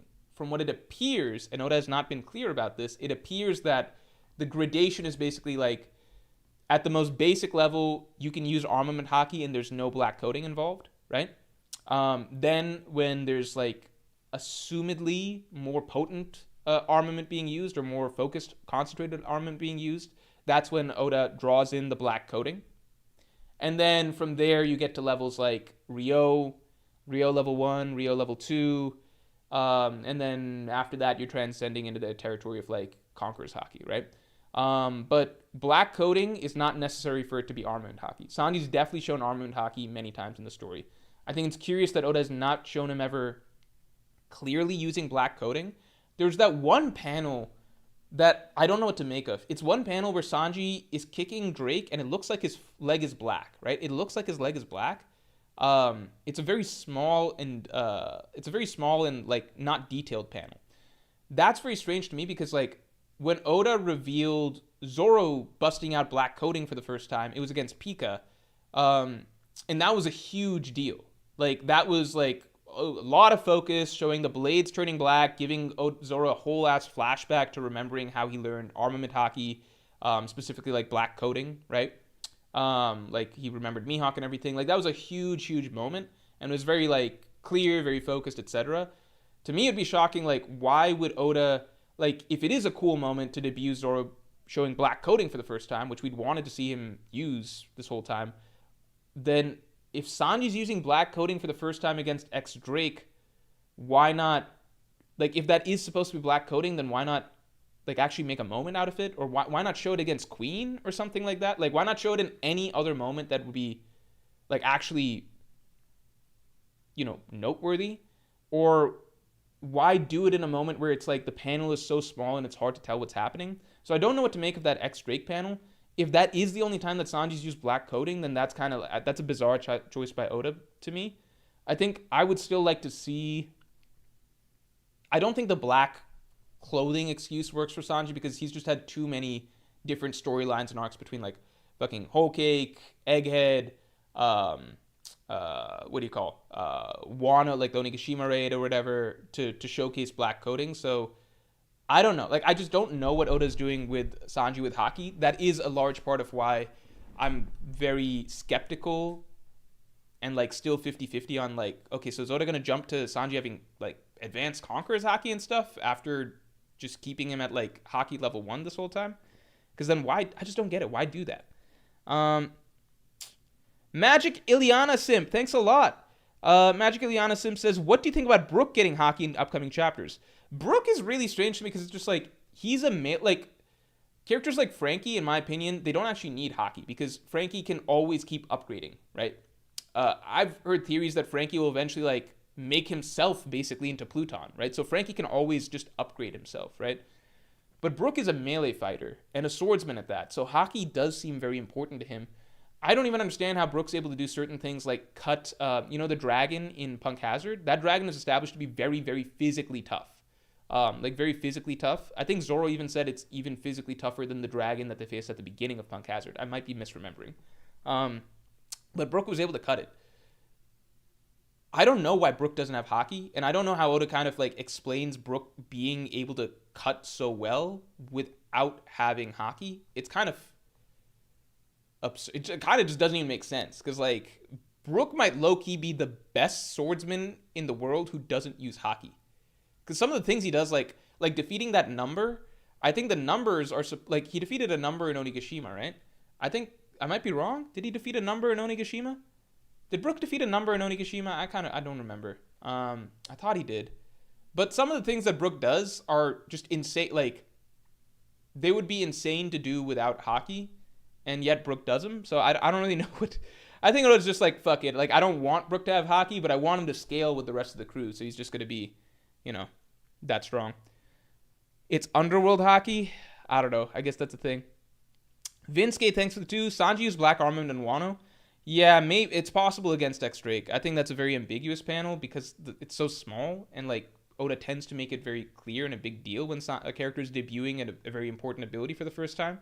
But it's possible that was black coding. Red and Silver 741, thanks for the 2. To clarify, as a old wise Odin king, not power wise. Oh, I guess I could see that, but Hadruden doesn't seem wise either. I feel like Hadruden's just sucks. I see no redeeming qualities in him. He wasn't even a nice brother.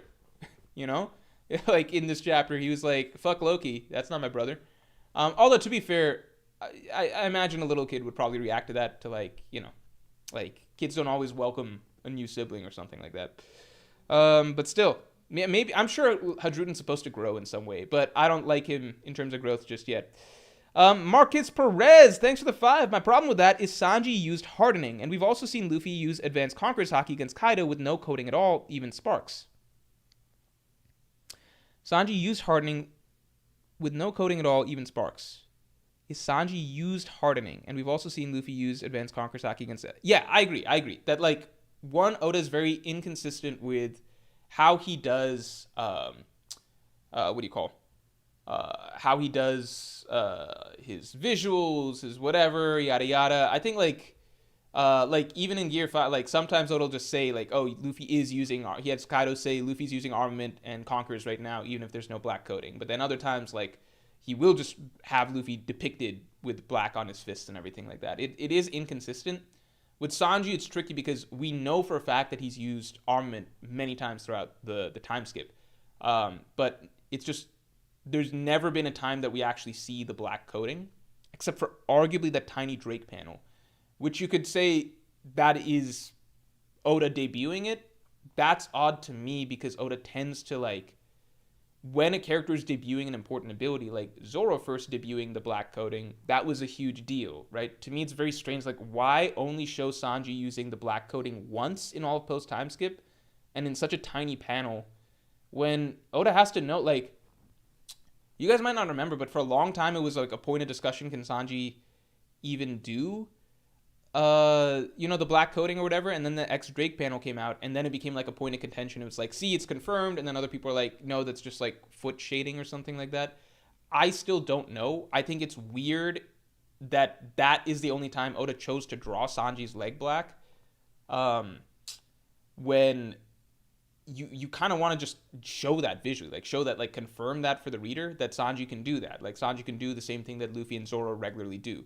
Just because Oda doesn't always draw Luffy doing black coding, it doesn't change the fact that Oda's made it very clear that Luffy can do black, like he does that all the fucking time, right? And generally characters are drawn, generally speaking, with black coding anytime they're doing strong Haki attacks, right? There's a difference between, like, well, Luffy sometimes isn't shown with it versus like Sanji across like 500 chapters has pretty much never been shown using it, right? So there is still that fair question of, like, is it confirmed that Sanji can use this black coding? Because there is that one panel, but it's hard to tell if that's supposed to be Sanji's big debut reveal, like, look, he can use it. I wish Oda had made that a bigger panel if that was supposed to be it, because it just raises the ambiguity of, like, is this just shading or not? Because this would be Sanji's most significant Haki moment, basically, if he's using black coding in that moment, right?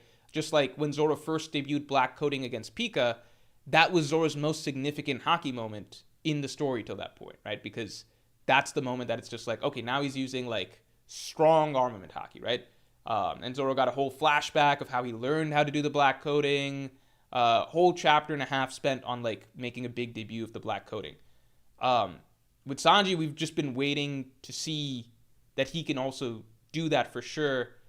The X Drake moment, if that is the strongest armament Haki that Sanji used in all of post time skip, that's just really straight. Like, why not make a big deal out of it? Like, or just make it a bigger panel. You don't have to dedicate a whole chapter to it, but why not just make a bigger panel to show that Sanji is in this moment using black coding? I think it doesn't help that Sanji doesn't hurt X Drake in that moment. So it's just like, if that was his black coding, it wasn't very good. I think Oda just needs to establish more about Sanji with Haki. I mean, we will get that, right? Because the question has been posed and raised in the narrative, like, how important, like, what is Sanji's true potential with Haki in the story? And why has Oda not been progressing him so far? Like, is it because Elbaf is supposed to be a huge arc for him in terms of Haki? Because that's very possible. Vices, thanks for the 5. To be honest, black coding is kind of convoluted. Like, we randomly see Queen using black coding to block Sanji, 1023, but never use it before or after again. I definitely agree, right? Like, I definitely agree. We don't even know if this was, like, a late-game choice that Oda randomly decided to make, like, because Luffy didn't use it against the Pacifista, for example, right? But then use it against the Kraken, right? And then from then on, it was always black coding anytime it was being used, right? Except sometimes, randomly, it's not, right? So Oda is convoluted with the black coding, and he's not consistent. I agree. But there's a difference between sometimes showing it, sometimes not, versus like never ever showing it for the character. Because if you have the character in like a dozen fights over the course of the time skip, right? Like it's one of the 3 main characters, or like 5 main characters, right? At least in terms of fighting, he's one of the 3 main characters. He's in all of these fights over the course of the time skip. There's so many opportunities to showcase like that thing, right? That's when it becomes kind of weird. Like, especially when with other characters like Luffy, it slowly becomes a big deal that he's using like the black coding and everything, right? With Zoro, it's a whole big deal when Zoro first debuts the fact that he can in fact use the black coding level of armament Haki, right? So with Sanji, you have him showcasing armament Haki in many different situations, but never with the black coding, so then that does become a question mark at a point, right? So again, there's a difference between like, well, Oda's just inconsistent with the portrayal for some characters, like how, like when he feels like shading it, when he doesn't. Versus like, well, then there's this one character that across 550 something chapters, he's just never actually been shown using it, right? That doesn't become a point of inconsistency. Then it becomes a point of like, it's fair to question, does this character have it, right? It doesn't help that the one fucking panel that we have the argument that he did use it is like the smallest panel possible where he doesn't actually really do damage. And it's just hard to tell whether it's definitely that like that ability. And then it's like, well, why is he using it here but not against like Queen or something like that, you know? Magic Ilyana Sim, thanks a lot. There's also the Gunko and Brook stuff, so he has the motivation rightly.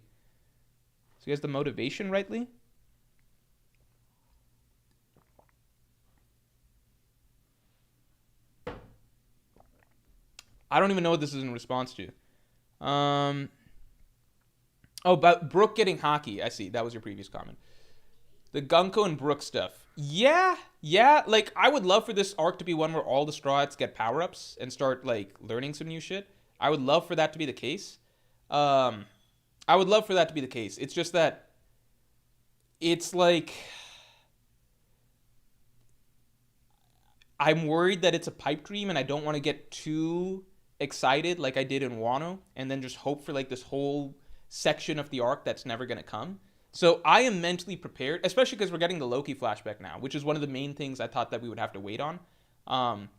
But I'm now mentally prepared for the possibility that it's just like, this is it. Maybe this is just the story, like Elbaf is coming to its conclusion right here.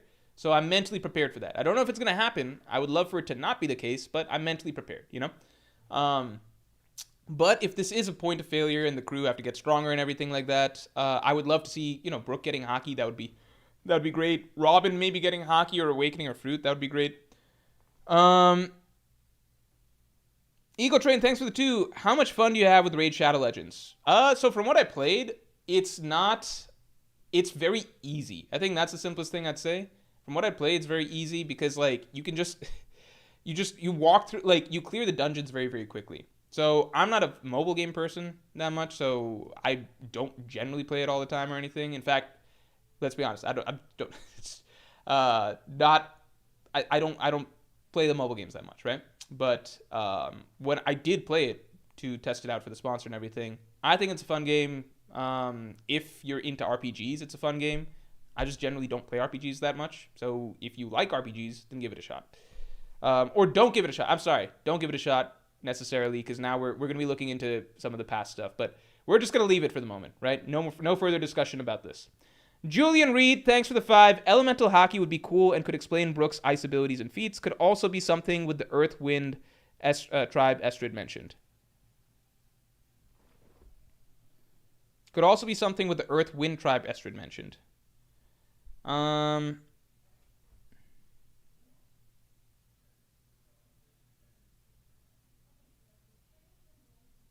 I don't know what the deal is with the Earth Wind Tribe. What does that mean?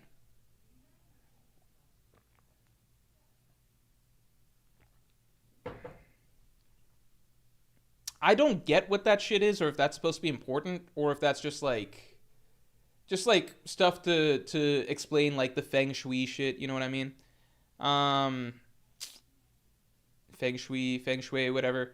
I don't know if that's going to be important or not. I don't know. I think that might just be stuff to give us some context around why the character, like, it's just stuff to make the character seem very like into mysticism and shit like that.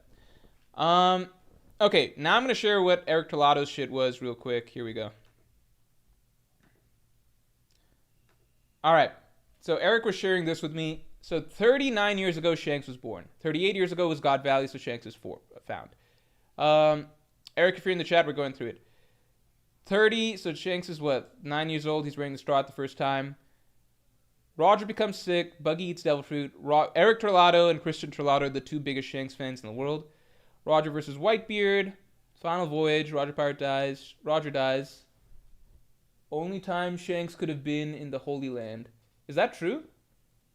Okay, this is when Shanks could have been. So Shanks goes to the Holy Land shortly after. Shanks meets Yasopp. Somewhere in this window is Mihawk duels. This is not canon. Red-haired pirates finding Uta. Blackbeard gives him the scar. Shanks talks to Gaban on Elbaf with the scar. Interesting. Okay, then are we sure that's 14 years ago? Yeah, it is. It's 14 years ago. We know that. Shanks gets the Nika fruit. Luffy eats the Nika fruit. Shanks meets Rayleigh. Lola is 16. Loki and Lola marriage. Shanks beats Loki, becoming a Yonko. Yep. Shanks meets Ace. Pre-skip, 2 weeks later, Whitebeard. Okay, so what is there about the Shanks timeline? I don't think there's anything crazy here, right? It all adds up. All adds up, right? Julian Reed, thanks for the 5. Elemental Haki would be cool and could explain Brook's ice abilities and feats. Could also be something with the Earth Wind Tribe Estrid mentioned. Eric says Uta is canon. Yeah? Which chapter does she show up?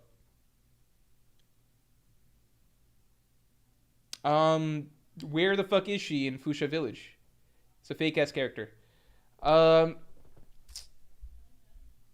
Brook's ice... You know why Oda wrote in Uta? Because Shanks is Oda's self-insert, as he basically said. And at some point, like, Oda's actually talked about this in the past. Wait, first let me answer Julian Reed's thing. Yeah, I do think Elemental Haki would be cool, and it opens up, like, a whole door to other things. It could also... There are fire attacks that certain characters use, like Zoro has fire attacks, Luffy has fire attacks, Sanji obviously ton of fire attacks. Yeah, but I don't know how important the Earth Wind Tribe stuff is supposed to be. Sorry, we already answered this question. I think I got lost. But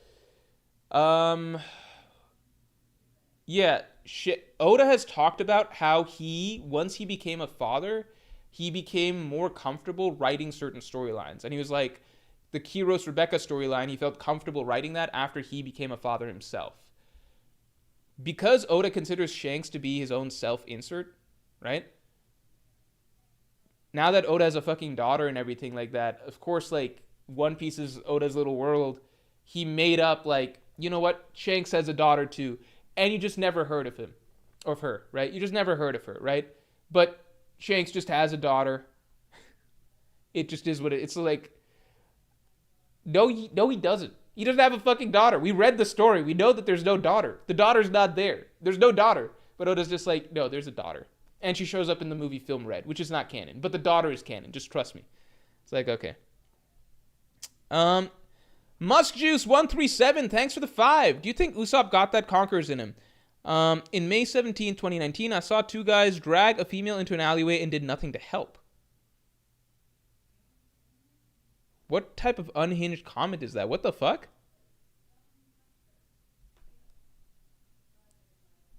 Well, you don't have Conquerors Haki, that's for sure. What the fuck?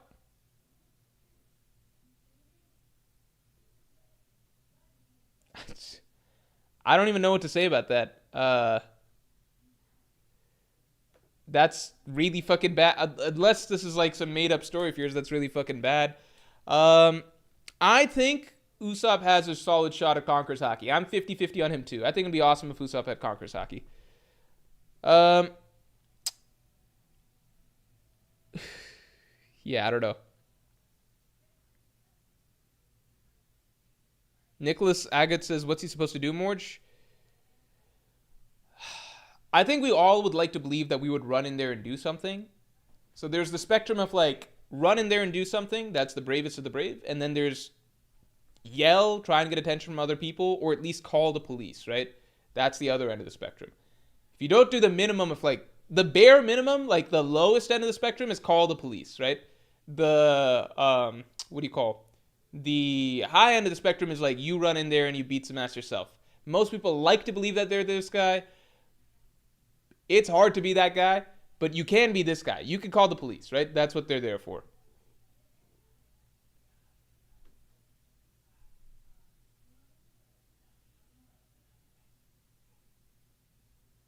It's a donation bit that people do? Oh, okay. All right. Then it's all good. Then it's a copy pasta. All right. I know the copy pastas because I'm cool. I know all the copy pastas. I love copy pastas. All right.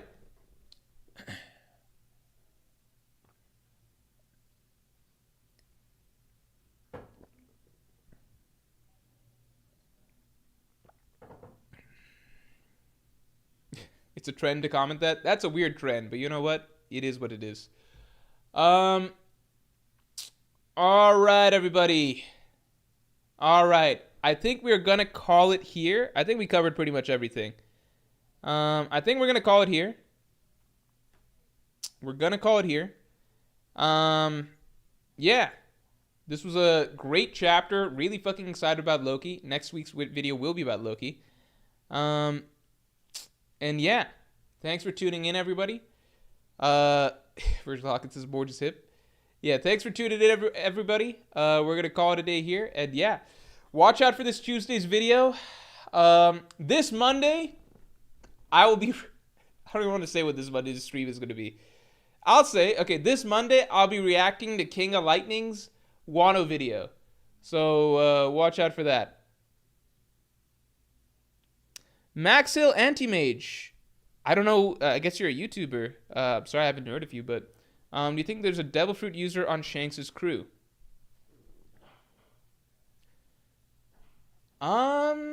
Shit. Maybe there's like one or two. But I wouldn't be surprised if Oda just made them all really good at Haki. Oda does like his themes for a lot of crews. So like, I think the way I view it is, Big Mom Pirates, they're all food themed or like, it's all food themed or, some sort of like fairy tale ability type theme, like Montior.